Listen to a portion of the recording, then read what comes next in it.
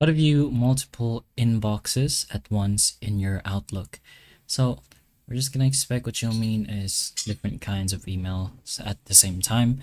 So I'm gonna focus here in the tabs. Make sure you have two tabs open. You can drag each or whichever one you want to, like so, hold it and then drag it down and then just bring it to whichever side of the other tab. So we're gonna put it in the left over here to start a split screen, and that's pretty much it. You can now have a one tab. If you open up a different one, it's a whole different tab, but if we open up that one, it's going to be a single tab with both our outlooks.